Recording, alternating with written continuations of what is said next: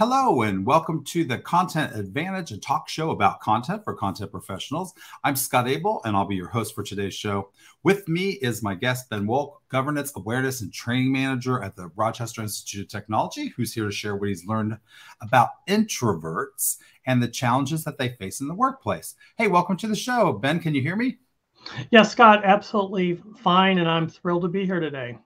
Excellent. The technology gods are on our side for this part of the show, at least. So I can hear and see you. I think we're doing great here. So let me tell the audience a few things about our show today.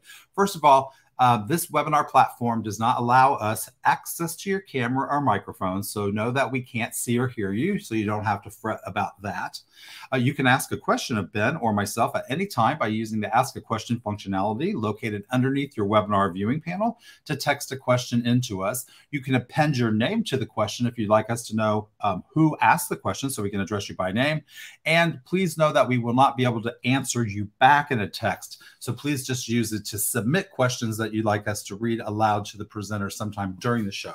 Also, there's additional content available in the attachments section of your webinar viewing panel. Clicking that button will open a document repository in which you will find some links to content as well as some actual files that you can download. You can access content for troubleshooting in case you have audio or video challenges on the BrightTalk platform, as well as information about our presenter, how to contact and reach him. There might be also some resources that are mentioned during the show, and we've tried to accumulate them there, some links to that content, so that you can find the things that we refer to when we talk during the show about something external. You may be able to find it right there and not have to Google your way to that resource. Also, you're going to be asked to take a poll. In fact, there's a poll opened right now. If you're watching in full screen mode, you'll have to come out of full screen mode in order to see the graphic user interface where the polling question is located. It's a simple multiple choice question that asks you to select one item. So it's just a simple click. I'd appreciate it if you do that, so that would help Ben understand who is on the show today and help us address some of the issues that we're going to talk about during the course of the show. Also, at the end of the show, I'll ask you to rate us and provide a little bit of feedback so that we'll know how we're doing. And I appreciate it if you do that. All right, without further ado, let's jump back into the show. Ben, let's talk a little bit about why we're here. But before we do, could you help the audience members know just a little bit about yourself and what you do for a living and kind of your trajectory on your career, how you've gotten to where you are today? Sure, absolutely. I'm not sure where I am on the trajectory. That's another question entirely. But I've got a varied background, like I'm sure many of you all do. I was actually working on my doctorate in history at the University of Rochester, which Scott doesn't know because we haven't talked about it. But as I stopped making progress on that, my wife, Marilyn, had started a technical communication and instructional design firm, and I started working with her on various projects. Some of my earlier projects were being a consultant with Xerox Corporation in Rochester, and I started doing IT communications. When that work ended, probably about 6 years after I was into it, I had a friend go out to Rochester Institute of Technology, and he needed help in the information security office, and he contacted me. And that was for a short term. We have some problems we need to fix. That was May of 2004, and I am still there. So my work over the years, I've done all sorts of technical communication, technical documentation. Currently, I work in the cybersecurity office at the Rochester Institute of Technology. And as you heard from my title, I am the Governance, Awareness, and Training Manager. And what that means is I work on policies and procedures, but more importantly, I work on creating strategies to ensure that our community, the RIT community, can recognize and withstand various cyber attacks and know what to do with them. So that's been my work for a while. It's been fascinating. Excellent. Well, and it's a very timely topic too. And I know that you're coming back to do another talk show with us to talk specifically about cybersecurity and the technical communication industry opportunities for TechCom folks. So I look forward to that. We'll share that with the audience members as well. Could you describe yourself as an introverted leadership advocate in some writings, I think, that I saw from you? What do you mean by that phrase when you're using it? So it's been an interesting progression because yes, I'm an introvert, even though I'm appearing on camera today. But I didn't think I had any skills around leadership at all. And several years ago, I did a presentation where I talked about my journey to leadership. And it was absolutely terrifying because I was talking about myself and not just some subject. And what I found when I did the presentation is that it was standing room only in the session. And I just didn't expect that. And what I found during the course of that conference is I spent hours talking to people who had attended the session and wanted to talk to me about what it was like to be an introvert and a leader. And through the course of that and some mentoring that I've been involved in since then and some coaching and some additional speaking, I've discovered that one of the real keys for introverts is both understanding themselves in terms of what their skills are, that's not a disqualifier for leadership, but also helping understand what kind of a workplace is suitable and helpful to assist an introvert in reaching their capacity. Excellent. And what can you help us understand what is an introvert exactly, and how do we know that's a thing?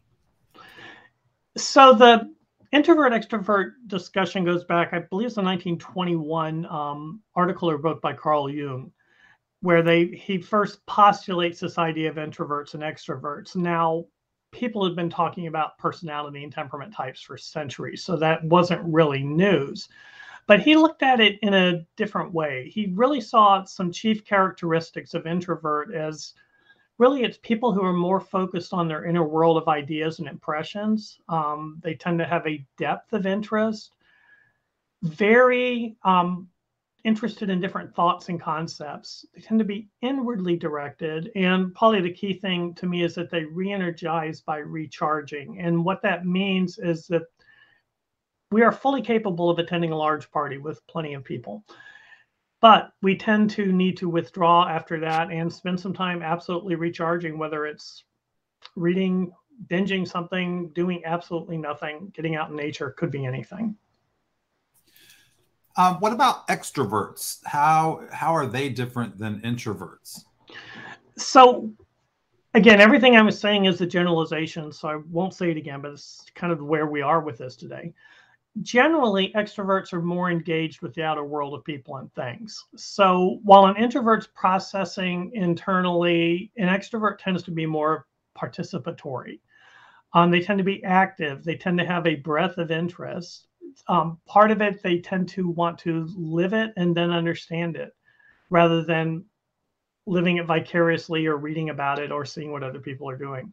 They're sometimes reward seekers. They're sometimes motivated by fame, and they tend to re-energize by solar panels, which to me means that, given physical limitations, that an extrovert is recharged by being around people or re-energized by being around people as opposed to stepping back to recharge like an introvert would. That's interesting. Have you found a vocabulary word for people who think they're a little bit of both? I've asked this question before of people, or somehow the topic of introverts and extroverts have popped up. And there are some people who say, I'm this and I'm that. I'm a little bit of this. I'm a little bit of that. Can you be a little bit of this and a little bit of that? And if you are, what are you? What's the word for that? So I think the key thing here is that introvert and extrovert they're not polar opposites. If you want to call it a sliding scale, but in the middle, the term has been coined ambivert, which is, I think, supposed to be people who have characteristics of both. I don't really use the term much. What I do recognize is that I have moved more towards extroversion over the years. Other people move more towards introversion. And it depends on circumstances. It depends on history. It depends on successes and failures and things like that. Interesting. I would say that probably most people think I'm an extrovert. I mean, look, I'm on the show. I host conferences. I'm constantly on a stage with a microphone. I'm seeking the spotlight, if you will. But I also had things happen to me in the last few years. I had a cancer diagnosis and had to deal with all of that. That changed the way that I physically and mentally felt. And that led me to be less likely to be at the party and in the center of things. So it's not necessarily, if I understand what you're saying, it's not that it's a label that you are or you aren't. It's the characteristics that might even change over time. Well, I think it definitely changes over time. For me, as I've grown in leadership opportunities, I have learned to present as extroverted, I guess might be the way to put it. If I'm at a conference and people just see me at that conference, they're going to usually assume I'm totally an extrovert because I'm engaged in the conference. I'm playing the roles that I need to play. But for me, when I get home, I want to recharge. My wife is a total extrovert. She loves conferences and how I'm always willing to go out and do karaoke, do all of these other things, meet with people, chat with people. And then I get home and it's like, no, I don't want to go out. I'm tired. I just want to, curl up and not have to do things. I heard an actress on an interview show describe herself as perceived as an introvert. Sorry, as an extrovert because she's an actress, because she's on stage, she's on screen, she's just to be scrutinized. There's a paparazzi following her around. But she said that's not who she is. That's the role she plays when she steps into the actress part of her life. So are you suggesting that's the same thing maybe for people that are knowledge workers? When we step into a different role, we can pretend, and fill the role by acting, but it may not be who we are when we're just sitting around. So it's an interesting question, right? Because the longer you play a role, I think the more you may tend to adopt that role as more of what's a norm for you. And I don't like the idea of playing at it or pretending at it. I think it's more, and I'm better at it now. I mean, initially as a presenter, I think we all were just ghastly when we first start out. I was horrible. But, generally, now it's a case of, if I'm at something and I have a role to play, I will play that role, including going out and greeting people, introducing myself, welcoming them to something. If I'm attending something where I'm not in that upfront role, I'm just as likely as many of other introverts. I'll grab a table. I'm not going to go sit with people I don't know. I'm not necessarily going to go introduce myself. And it's interesting. I do see some evolution, but I definitely see circumstances tend to have a lot to do with it also.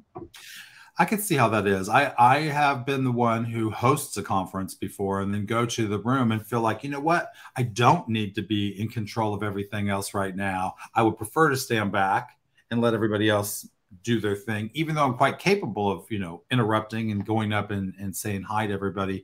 Sometimes I choose to step back, which is interesting, I think. And speaking of interesting, let's figure out who we have in the audience today. So audience members, if you haven't already, please look for the polling feature in your graphic user interface. You'll have to come out of full screen mode if you're enjoying the show in full screen mode in order to participate in the poll. Our polling question is going to help Ben kind of adjust some of his answers to who is actually on the show today. So our question is, how would you describe yourself? And the answers are, I'm totally an introvert, I'm kind of an introvert, I'm an ambivert, I'm kind of an extrovert, or I'm totally an extrovert. And there are many of you taking the poll right now. So thank you. We've got, definitely. There's some results coming in now, Ben. So take a look at the results, Ben, and let's talk a little bit about them. But you might want to verbalize the percentages as we're talking. Yeah, so I'm really laughing as I'm looking at this because of what it says, okay, in so many ways. Right now, we've got close to 50 people have responded. 57% said they're totally introverts, which blows some of the discussions we heard around this before that the introverts wouldn't show up, right? Yeah. So 57% roughly introverts. Another 24% is kind of introverts. 18% is ambiverts. No one's saying they're kind of an extrovert. We have 3% who are totally an extrovert. And this says so many things on so many different levels, right? Oh, yeah. And this gets into the why do you need to be an advocate for introverted leadership? Because the extroverts aren't going to notice you and aren't going to want to do it, and may not even be interested in the subject. So it's kind of telling. Well, can some of these folks who are, this is a who I think I am question, right? How would you describe yourself? Can someone describe themselves and believe themselves to be an introvert, or can they be an introvert and not think they are? Like, I'm not really sure if it's a self-label or if it's something that we put on people because we can identify characteristics that match that persona. Yeah, so I think when you look at specific types of behaviors that we're asked to do, maybe in the workplace, maybe at a conference, maybe appearing on a webcast like this, Sure. that many people are really uncomfortable with public speaking, right? And they may assume because of that they're an introvert, but it tends to be that kind of thing. I think tends to be, I know plenty of extroverts who absolutely are terrified to get up in front of people and speak. So I think knowing, could they be an introvert and not know it? Yeah, absolutely. Because if they spend their life, they're engaged with people, they're sociable. I'm sociable. They're sociable, and they're able to present. They're able to talk at things. They may assume they're an extrovert, but it comes down then again, how do they recharge, right? What is what do they do afterwards? Do they need to retreat and recharge? So I think it's absolutely quite likely that you can assume that you're one or the other just based on what your social pattern has been like. I wonder if the way people label someone, like let's say that when you were younger as I don't know, high school or something, a teacher might have said, oh, well, that's because your extroverted tendencies are getting in the way, or you're, and so then you start to think, I must be an extrovert or I must be an introvert. Somebody labeled me that way. Do you think that might also impact if you don't self-select the label? So I think the labeling thing is a big deal, right? Because I think generally in our culture, being an introvert is looking at you're limited in what you can do. You're limited in what you can accomplish. It can be a negative term. And I think because of that, it's like, oh, I'm not an introvert. Don't call me an introvert, because you may be either limiting my idea of what I can do, or you may have your idea of what I can do may be limited also. So I think the labeling is a big piece of it, but I also think the labeling is why many people probably want to say I'm an ambivert, because I don't want to be labeled as an introvert or an extrovert. Yeah, I guess that's not much different than other kinds of labels. For example, there's the label of the multitasker, right? We know from science that that's not a thing. And yet I personally have had opportunity to survey my own audience, and there's a certain percentage of information developers who apparently did not get the memo on that's not a thing for multitasking, and they will double down on it. They're like, oh, no, I absolutely can do multiple things at one time. And I'm like, that's not a science thing. I don't know where you're getting this. But then they'll say things like, all my whole life in my job, I've been given assignments because I'm a multitasker. They know I can do multiple things at one time. I wonder if that's the danger of labeling, is that it can be inaccurate and it can be maybe even limiting. Yeah, I think it's definitely the case. The multitasker thing is interesting because I would regard myself as someone who's able to multitask, to do multiple things at once. And we kid around, with each other. People talk about what plate they carry, and we're talking about the platter that I'm carrying, right, or whatever the next larger size is. So I think the labeling is a big deal, because I think there are expectations that go with it, and if someone is labeling you as an introvert, the expectation is probably you're going to be shy or reticent in conversation, that you have no desire to be around people, that you don't want to be a leader of any type. And I think that becomes very limiting, especially if it's imposed on us externally. Do you think it's fair to say that you can have moments of introversion and moments of extroversion instead of like being an introvert or extrovert, but just being a human who has these characteristics? Is that a better way for us to look at ourselves?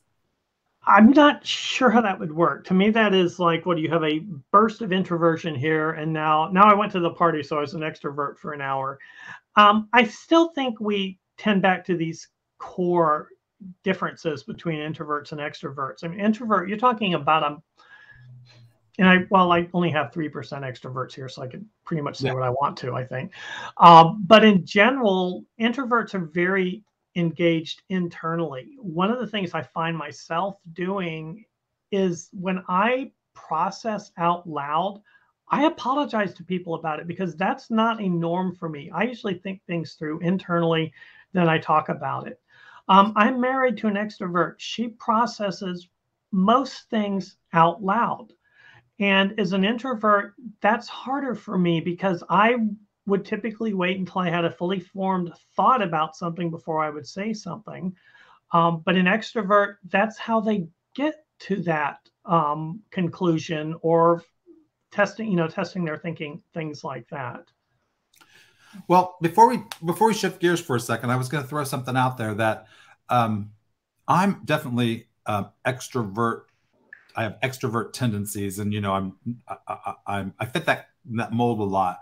But I also went through those some healthcare things that changed the way I physically felt, which made me less inclined to be friendly, less inclined to meet new people. Then there was the pandemic on top of that. While I was healing, I also had to deal with the fact that if I were to engage with other real humans in some way, I might catch a disease that could kill me. And so I became less social. Like in my neighborhood where I moved is like a little community around a pool. So everybody, there's like an apartment building around it. So everybody basically bumps into each other all the time. And I was, my partner found that I was less social and not who he thinks I am, right? And that this is not you. And so it was interesting to me because I don't feel like I've changed any. My brain works the same way. I was just less interested in, and maybe more afraid of interacting with people. So I didn't. And I wonder if maybe fear plays a role in why people sometimes choose the introverted path, even if they're maybe more likely to be an extrovert when they feel great.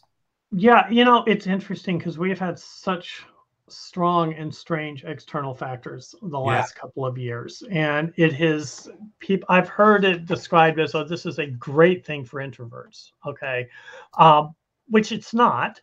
No, it's not great for anybody. We don't. I can do a lot of things by myself. I could spend days working on something, by myself, but I still crave that social contact. Of course. So I do think there's danger, right? It's like now outsiders, strangers, other people can be seen as danger, whether it's because maybe you're somewhat immunocompromised now, or because now we look at them as vectors of transmitting whatever virus.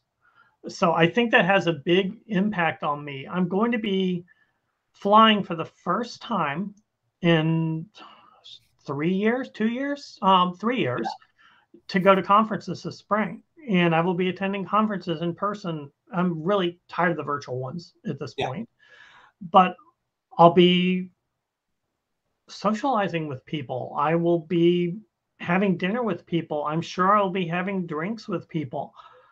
It feels a little weird. Now, I recognize that this really varies depending on where you are in this country or in the world in general. But being in upstate New York, we're 8 hours from New York City. But the feeling is just different when you've had to spend so much time inside around people, and much more concerned about the health impact because we don't tend to sit outside and eat when it's 12 degrees outside. Yeah, you're right. And not all conference cities are the warm places like where I live in Palm Springs, where you could probably get away with that. Let me ask you to shift gears for a minute. You host a podcast called Hope for the Introvert, if I'm correct. Yes. Can you tell us a little bit about that show? So it's really interesting. I had a blog for years. I don't know about other people who've done this, but you get kind of dry and you start running out of inspiration. When I started doing work around introverted leadership, which really kind of goes back to 2016 when I jumped full force into it, talking to some fellow introverts about what was the best way to get messaging out there, right? Have an influence. How can I help people? And one of them suggested that I do a podcast.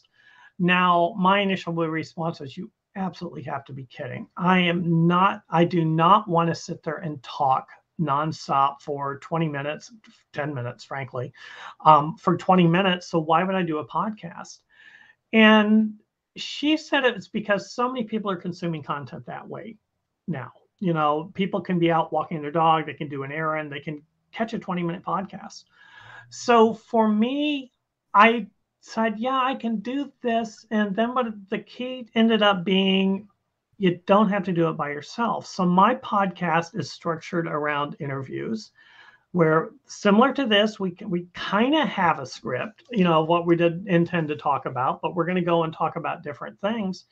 But the purpose of the podcast really became me having an opportunity to talk with introverted leaders about the challenges they face in the workplace and how they overcome them, and sharing that information with our listeners. And that has been a fantastic experience. We laugh a lot and just get some really incredible stories, but it also gives people hope in terms of being an introvert and being able to be a leader, because they have role models. They can see other people who are out there doing that now. Excellent. How does somebody find your podcast? Where do they look in order to join the show? Well, it's on all of the podcast places. So if you do Apple Podcasts, you can get it there. You can get it from Android. I think it's on iHeartRadio. I'd have to do a search, but it's on pretty much any of the podcast venues. You could also go to hopefortheintrovert.com or benwoelk.com. And there I do have full transcripts for the podcast, because I recognize that not everyone consumes content by listening to it. But that's another spot to get to all of it. But if you listen to podcasts, just do a search for Hope for the Introvert. You should be able to find it. Excellent. And I know during the shows, you've learned a lot of things. So it's not that you're just there to, talk about introverts, but you're actually interviewing people to find out things about them. And you found that there are some common challenges in the workplace that introverts share with you that they say that they experience. Can we talk about a few of them if I guide you through let's say like 5 of them or so, and we'll start with networking? Sure. So networking. So most people's impression of networking is that you going into this, for an introvert, it's a nightmare. It's an absolute nightmare. You're going into this crowded event. You are trying to meet as many people as you can, exchanging just pleasantries and small talk. Most introverts I know really don't like small talk. I don't know whether we just consider it to be a waste of time, but it's just, we're not getting the right level of engagement. So the networking piece is interesting, because if you go to a large party or networking event, what you'll see in the center of the room is the extroverts. Typically, it's noisy, they're chatting, they're having a great time.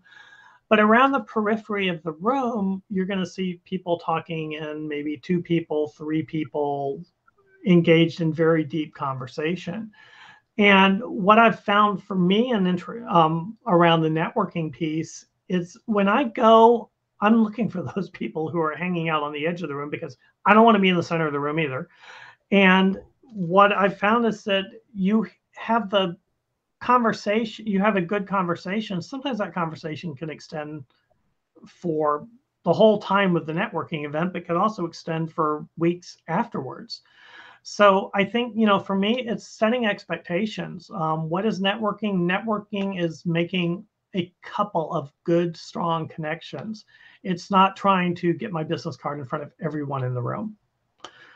So, I think that's, a big piece of the networking thing. And it's kind of trying to take that expectation down a notch in some ways of what that event is actually going to be like. I think that makes a lot of sense. I guess related to networking, at least a little bit, seems to be the challenge that some introverts have in meetings. Could you talk a little bit about the similarities with networking, but also the differences? Why are meetings sometimes a challenge for introverts? So the meeting thing so I have spoken about introverts and leadership at all sorts of different venues, whether it's conferences, it's been some corporate workshops, things like that. Meeting behavior is like the number one question that comes up over and over again.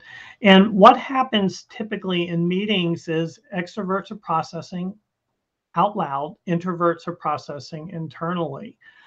So as an introvert, I'm trying to get a fully formed thought together where I sound like I know what I'm talking about. For an extrovert, since they will process out loud, they will work through things verbally as they're coming up with answers to things. Part of the problem is that if you don't have an agenda going into a meeting and questions are posed in the meeting with an expectation of immediate answers, that's not a good spot for an introvert, because we really want to think things through first. I have a friend whose former manager described her as a slow thinker. Now, she's probably one of the smartest people I know. She has her JD, she has all of these different certifications. She's brilliant. She's an author, she's a presenter. But because she wasn't quick to an answer, her manager called her a slow thinker, which is just an amazing thing to get saddled with, I think. The other thing that we had a discussion with, I have a discussion with a colleague in the UK, Helen, where we talked about meeting behavior. And we talked about it a little bit in terms of culturally. She was on a cross-functional team with people in the US and the Philadelphia area, which may speak to this too. And the other part of the team is in the UK. And she said that almost invariably the Americans took the lead in the meetings and the Brits provided commentary about what they were saying. But the other part that we got to that was really interesting in terms of meeting behavior is that for some extroverts and some people in meetings in general, the expectation is that they're going to talk. If someone has something they want to say, they're going to interrupt them and get their attention and then speak. But for an introvert, I'm waiting for that pause. I'm waiting for that opportunity. Has that person finished? And now I can speak. And when you get that divergence in a meeting, you may have a situation where you have a couple of people who have absolutely dominated the meeting. They've put all their ideas out there. People are on board with their ideas, whether they're right or not, but they were presented early. And then you have people who are frustrated because they didn't get an opportunity to participate because they were waiting for even a 2-second pause, right? Occasionally. It's funny. I have a colleague at Rochester Institute of Technology. He talked about someone in a meeting, and if you're a musician, you will get this, that he felt like she practiced circular breathing. And what that meant was that if you're a musician, is that you can keep playing, but you're still managing to get a little bit of air in so that you can keep playing. And for him, it was that she would keep talking and talking and talking. So the meeting behavior piece is interesting because I think it's a challenge when we don't know an agenda going in. Couple of strategies I've seen around that. One is if there's a meeting coming up, to try to meet with the person who's running that meeting ahead of time to get a pre-read on what that agenda is so that you can prepare for it. The other thing that I've heard people talking about is how do you get their attention? How do you get the attention of this person who's just dominating the flow of conversation? And they've said by saying their name, because that gets their attention and breaks that flow. That's very interesting. I'm studying right now two things. First, I'm studying communicating to autistic people because I'm writing a book on ambiguity and the impact of ambiguous content on business decisions in people's lives and relationships. And what I've discovered is that's a big topic, right? You start to think, oh yeah, I can handle this. And it's just grown and grown and grown and grown. And I've stumbled into these other topics like inclusion and diversity, right? And so that's a big thing right now where we talk about including other people and being able to allow people to be who they are in a most authentic way. And I think it's challenging for people who are extroverts because I could be one of those people. I could be in the meeting and dominate the conversation, but I'm starting to become aware that that isn't always the best way for me to get what I want, which I realize is selfish. But I think there's sometimes a fear that if you just don't keep talking, that people will think that you don't know what you're not participating, you're not valuable. So I want to come to the table with all these ideas and I want to dump them all out there. And I'm slowly recognizing that not all human brains can process that information in the way that I prefer to deliver it. And so I have to learn how to change my delivery. Do you think that that's part of the challenge, is that it's not really that you are a certain kind of person, it's that maybe you behave a certain way because you've been rewarded for it in the past. And so if you're nervous about being accepted, and the last couple of times when you stood up and you talked, you got noticed, maybe that's the kind of reward that your brain sees as good, and now I'm recognizing that it's not always good. So it's interesting on a couple of levels. One, I look at my leadership journey, and I can look back at a series of small successes, right, which gave me the confidence to pursue larger opportunities in leadership. So I did have a framework of successes to look back on, right? The meeting thing is interesting because I am a huge proponent of improvisation workshops. Alan, and I did not provide you this link, but Alan Alda wrote a book a few years ago. He has done work with Stony Brook on Long Island, where they've been working on helping scientists and medical professionals communicate content. And I have looked at that and said, well, this stuff applies for introverts a lot too. And much of it is helping introverts honestly get out of their head, right? Because we're trying to process through and think things through and have this fully formed answer to something. Improvisation breaks that because you are responding to your partner, right? So, and I've heard it described, my improv person has described it as basically your partner offers you a gift. You take that gift, you give a gift back, and it puts you in a very different framework because you are paying very close attention to what the other person is doing. You are learning empathy, which has been I think the big concern around the medical and scientific professionals and getting stuck in jargon. But I think generally improv exercises can be great in terms of impacting meeting behavior in a positive sense as well. Was the book that you were referring to, the Alan Alda book about, I think it was called If I Understood You, Would I Have This Look on My Face? Yeah, and thank you, because it's a long title. So I never get it out completely. Yes, but it's absolutely that book. And in the Introverts and Leadership classes I teach, that is one of the core books that I have the participants read. Excellent. I'm displaying the title of the book on the screen for the users. So you and I, Ben, may not see it in the way that the audience members do. Hopefully they can grab that there and Google it, find their way to Amazon or their local bookseller and get a copy of the book. I actually have that book and just touched it yesterday because I was rearranging my books and thought to myself, oh, Alan Alda has great things to say in here, which is surprising because I never thought of him in that way because I have memories of him as an actor.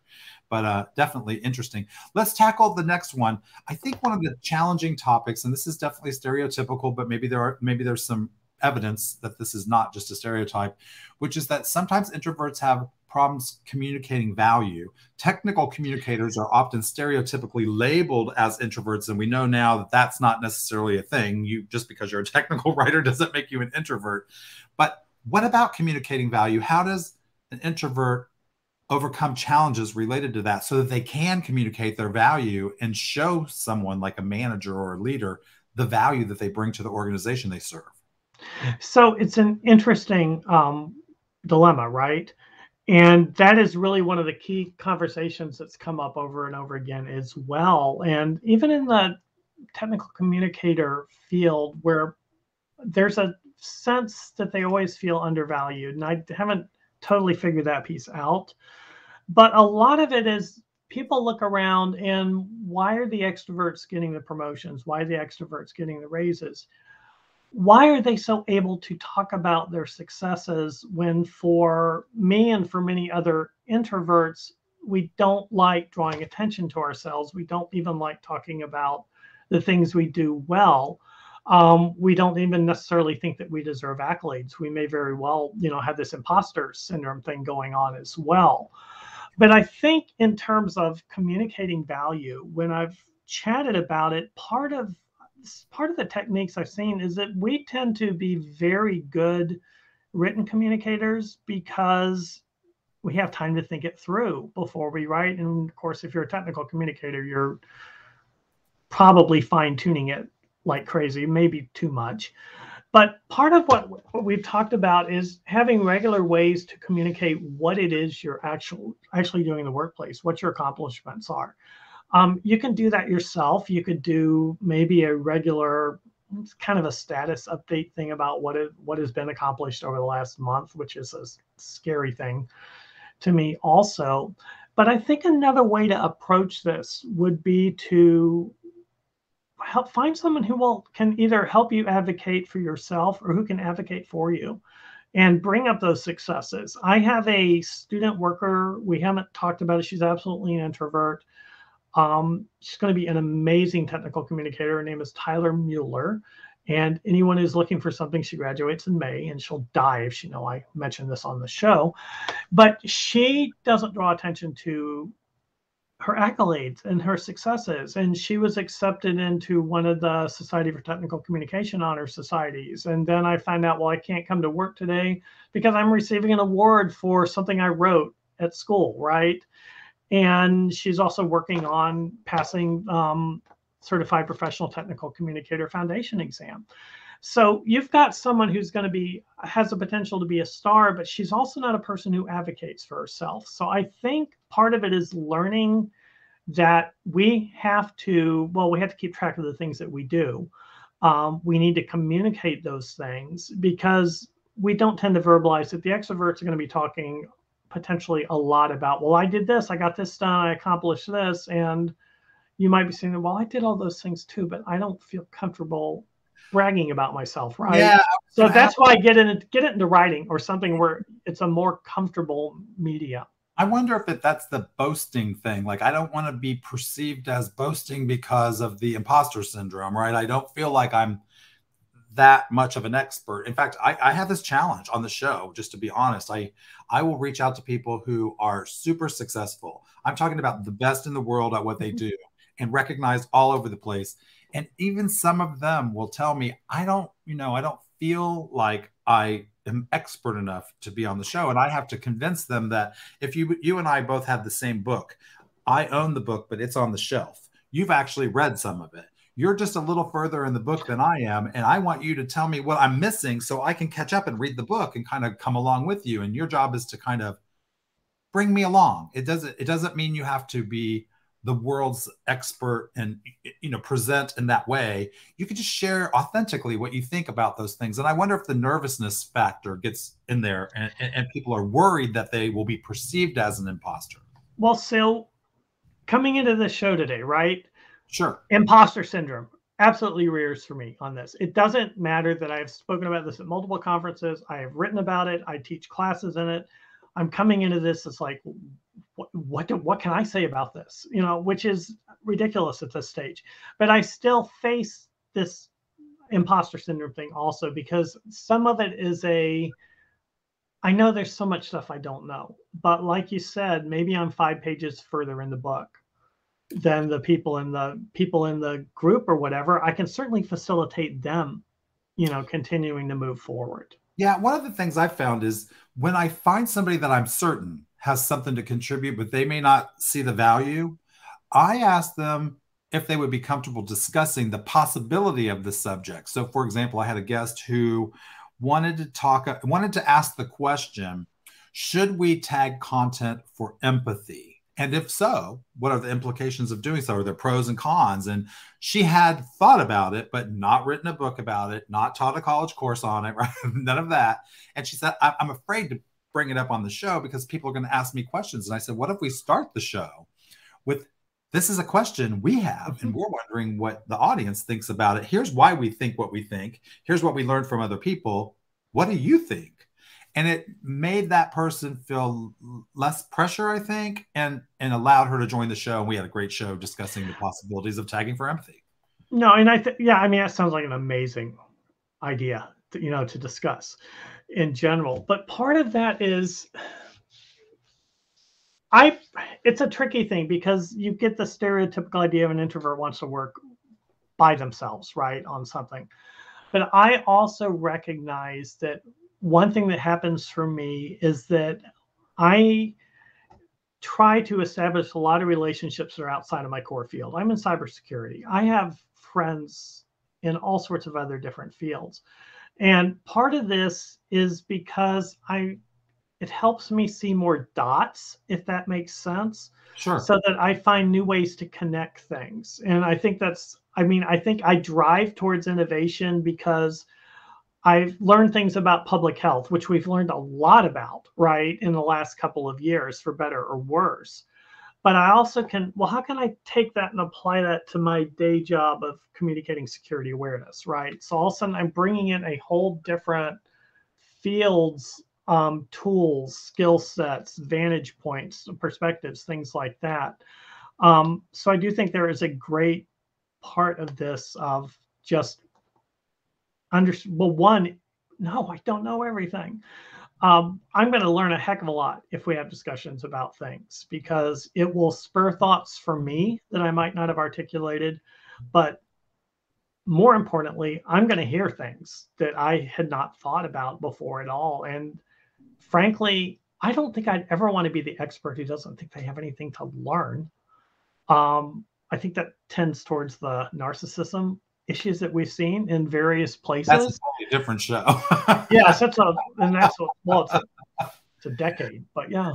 So with the 15 minutes that we have left in the show, let me do a few housekeeping items here. So first of all, I'd like to thank our sponsor, Zoom In Software. And if you don't know about Zoom In Software, Zoom In is the producer of a powerful content delivery platform that allows you to bring together content of all types, structured content, unstructured content, video and audio assets, and other content types into one modern online knowledge center, which can help you improve the overall experience that you provide to both prospective customers and existing customers alike. If you'd like to learn more about Zoom In Software, you can actually do two things. You can use the attachments feature located underneath your webinar viewing panel to click through to their website or learn about some of the content that they provided in that's available for download, or you can just point your web browser to zoominsoftware.com. And if you'd like to have a conversation with somebody from the company and maybe share your personal problems with content in your organization and how you would like to have them improved, I'm sure they can set up a time to talk privately with you about that. Also, let me say that we've got a few more minutes left, and I want to make sure that we touch on the last two topics, Ben, which were, I want to make sure I've got them here, leadership and mentoring. Before we tackle the dozen or so questions that are in the questions queue, you've got definitely tons of viewers here that have questions for you. So let's start with leadership. What are the challenges around being an introvert in leadership, and what could you quickly communicate to share those thoughts with people? So I think the thing about leadership, Western countries in general, we have a ideal of what leadership is, or we have a leadership style that we see, which tends to be very extroverted. It tends to be very directive. They lead from the front. They're quite verbose, however you want to put it. And leaders tend to take a lot of credit for things. At least that's what we're seeing. From an different viewpoint on that, leadership for me is around the ideas of servant leadership, where I am not seeking accolades for myself. Now, ironically, I have received some accolades in leadership, and totally unexpected and not sought for. But the goal is how do you make the team better, right? How do you help the company accomplish what they need? How can you enable and equip everyone you work with to be able to work to the best of their ability? And that's really the way I approach leadership. It's a little bit different here, right? Because I'm not trying to be this guiding force out in front of everyone. I don't know if that's leading from the back and push a little bit or not, because I will step forward when I have to, but it's not my preferred mode. So I thought it was interesting because there's a Lao Tzu quote that talks about a leader is best when people barely know he exists. When his work is done, his aim fulfilled, they will say we did it ourselves. Now that's a hard role as a leader, but ideally you're enabling other people to do the very best that they can. So that's what I look for. I think also in terms of the leadership is doing the work to figure out what your strengths are, right? There are tons of different temperament analyses. They all have most have some value, and they help you understand yourself better. As an introvert, you're inwardly focused already. So understanding that being an introvert is not a handicap, it's not a disability, but it's something where you have your own set of core strengths that can help you lead in amazing ways. You're just not going to lead like extroverted leaders do. So that's kind of the key thing around the leadership piece. Yeah, you caught right on to something that I think, I'm sorry to jump in there, that I believe blends into the next topic, which is mentoring, because I think I shared a story with I shared a story with you on our pre-call that I have a mentee, and when I was asked, "Hey, will you be my mentor?" I said no, because I felt like I didn't have experience. I didn't even know what a mentor should do or why I would be qualified. So maybe I had a little bit of imposter syndrome, because later I learned from people who do offer mentorship services that I indeed could help be a mentor to this person, but I didn't understand that. So how does Introvert have challenges with mentoring? So it's interesting. I don't know that there's a challenge necessarily with mentoring. I think it is probably, well, there could be in terms of finding the right mentors, right? Yeah. But I think the key thing I really have about the mentoring part is it's so important, especially as an introvert, right? Because the extroverts tend to have a lot of relationships. They may be varying depths. Introverts tend to have a smaller circle of deeper relationships where they feel comfortable talking with people about things. When I see my role as a mentor, it is to be able to provide that sounding board for someone, to help them think through, well, what are ways you could approach that? What are the possible things that could go wrong here? The mentoring discussions have been fascinating because it's been problems like I've been giving somebody a ride in a carpool for a year and I don't feel comfortable confronting them and saying, I don't want to have you ride with me anymore. I mean, that kind of thing, which seems small, but is still something that needs to, it's potential conflict, which is something people have trouble overcoming.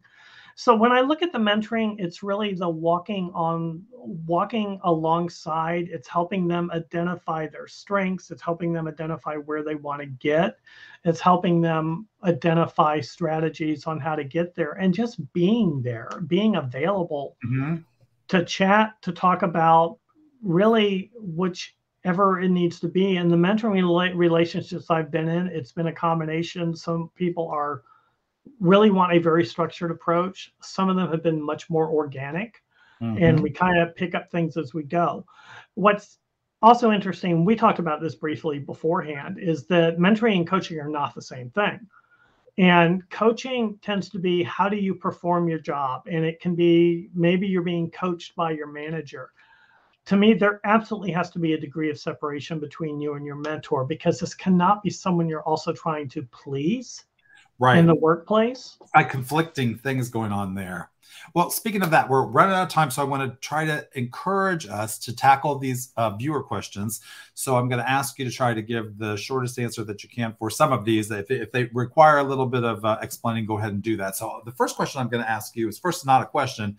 I want to say that there's been some positive comments that have come in thanking you for bringing up this topic and talking about it, and they do not identify you as an imposter, by the way. And so that's some good news.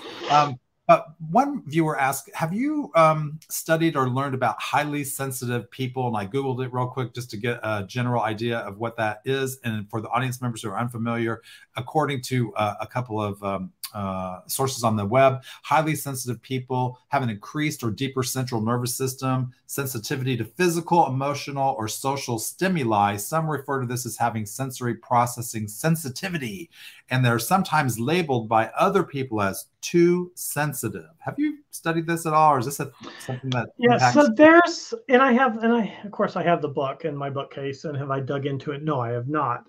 Susan Cain's Quiet book has a chapter where she talks about the work of, I believe it's Elizabeth Aronson, but you probably have that information handy. And they talked about HSPs, or highly sensitive personalities. One of my mentees self-identifies as an HSP. And for her, the challenge is not taking things necessarily so personally. And that sounds shallow, but it's really, I think an HSP is more likely to embrace something so deeply that it has more of a profound impact on them internally than we might expect. And I think that's a better way to look at it than saying, oh, they're more sensitive, because that comes across as something negative, right? Yeah. So I think, in terms of the HSP thing, it's an interesting area. And I think there are some good things there, but I think part of it is learning how to get more of an objective viewpoint of things. And that's a great role for a mentor, because that person can bounce those ideas off of you and say, this really impacted me this way. And we can talk through the reasons why, and why maybe there are other ways to look at things. Speaking of why, one of our viewers said the point about being labeled a slow thinker hit home with me. I just started a new job, a career as a tech writer, and my manager keeps expecting me to be able to answer questions about the product in the meeting. I started to think maybe I am slow. How do I navigate this with my manager? I need thoughts to marinate before I can share those thoughts with others. So I think there are a couple of things here. One of the keys for an introvert to feel comfortable is to be potentially hyper prepared on the subject, where you're not worried about a question that might come your way because you know the information so well, or the product so well. So I think part of it is, if given that this appears to be a pattern, and with some of the meetings you're experiencing, well, now you kind of know what that pattern is. So I think part of it is going to be making sure that you really have prepped around the types of questions that you're going to hear. Part of it may also be having some communication with that manager ahead of time to really understand what their expectations are, right? Of course. Because that's what it's really about. If I'm going to meet with a manager, hopefully they are not trying to put you on the spot and embarrass you, right? Though there are people who will do that. But if the goal is for you to be able to communicate the information, and ahead of time, that's the real key. I think that's what the expectation is going to be. Then you can prepare. You're always going to get something you can't answer.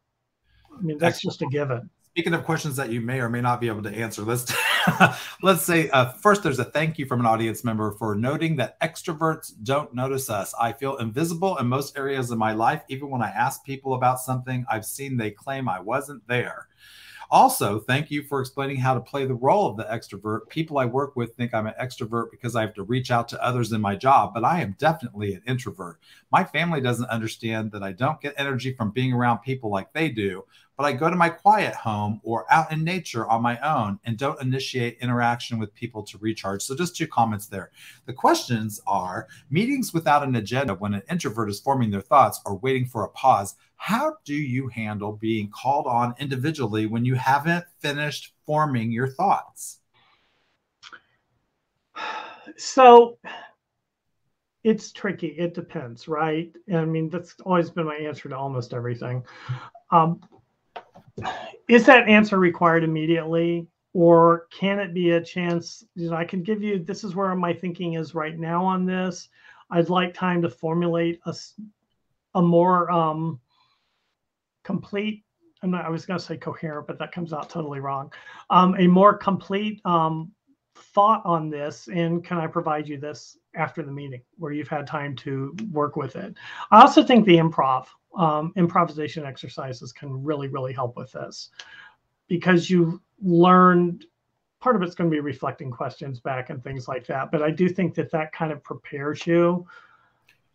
But there's also, we don't know everything. And I think, meetings without an agenda, I really try to find out ahead of time. If you can organize a meeting, that kind of makes it perfect, because then you've set the agenda. So. Yeah, and the people who study meetings, right, and they're like the best ways to have meetings and things that cause meetings to go awry, there's tons of research out there that we could maybe borrow a little bit from and merge those best practices with some of these other things. Speaking of other things, in the February 27 issue of Intercom, this user says, this viewer, Myers-Briggs and so on ranked fairly high on your list of personality assessment tools. Are these tools of any value? And if so, could you elaborate? Well, obviously, I think they're of value because they ranked high on my list. And thank you for bringing up the February 2017 issue of Intercom, which was devoted to temperament and technical communication, personality, temperament, and technical communication. So my thoughts on these things is that they're tools. MBTI is good. What I've discussed, and it may have been after we wrote these articles, Keirsey, David Keirsey, and it's Keirsey.com, does a Keirsey temperament sorter, and he uses the same letters as MBTI, but it's it's like a different language. And what they've done is he's based his work on observable behaviors. And I personally have found it really, really helpful because it gets me to a T, even in terms of gestures I might use, favorite colors. It's just craziness, right? But I think that what you look at these is as tools to help yourself understand yourself better. And I do rank in the Keirsey.com, Keirsey Temperament Sorter is my preference around the MBTI stuff, but it's the same kind of idea. Do you recall how to spell Keirsey? Yeah, it's Keirsey. Okay, thank you. And with that, that's going to be our last comment there. We're out of time. Thanks for audience members suggesting all these questions. There were a couple we didn't get to. I'm going to share them with Ben after the show. So maybe he'll write a blog post or talk about them on his podcast. I want to encourage you to check out his podcast and subscribe. I know there's some great information there. And thank you, Ben, for joining us today and giving your time and being the person that you are and sharing, even though it's uncomfortable sometimes, your imposter syndrome, we didn't even notice. I appreciate it. It's a great opportunity, and I love the opportunity to talk about this. So. Excellent. Well, thank you. Let me tell the audience a few things. First, so I want you to know that our next show on the Content Advantage will take place April the 12th, and we're going to have a special guest who is a taxonomy expert. Her name is Heather Hedden. She's joined us before over the years. If you go to brighttalk.com and search for Heather Hedden, Hedden, you'll see there are some other taxonomy-related webinars that she's presented over the past. This is a conversation about understanding the role of attributes in taxonomies and how it can help us do the work that we do as content creators. And then the 26th of April, we'll have Sakura Teiser, who's going to come and share information about directing product content strategy. She's a director of product content strategy, as you can imagine. And she's got some definite lessons learned that she's going to share with you. And then May the 10th, we have Kim Jeske, who is going to come and talk also about product content. She says that technical content about the product is actually the product, and why she believes that. We're going to be discussing that, and so we'll take your questions about that as well. You've definitely been a great audience. You've participated a lot, and I'd like to ask you for one more thing before you sign off. We'd love it if you'd let us know what you thought of today's show. Use the Rate This tab located underneath your webinar viewing panel to give a 1 through 5 star rating on what you thought about the content of Ben's conversation with me today. 5 is a high rating. There's also a little field into which you can type comments that you'd like to share about today's show. And I know that Ben would love to hear what you thought of his show today. So definitely give us a little rating before you leave. And thank you to our sponsor, Zoom In Software. Zoom In transforms technical product content into a dynamic and intuitive experience so that your customers and prospective customers can find the answers they need to use your product or service to its fullest. Zoom In's cloud-based solution allows you to streamline content operations and gain powerful analytics so that you can refine your content strategy and improve customer service.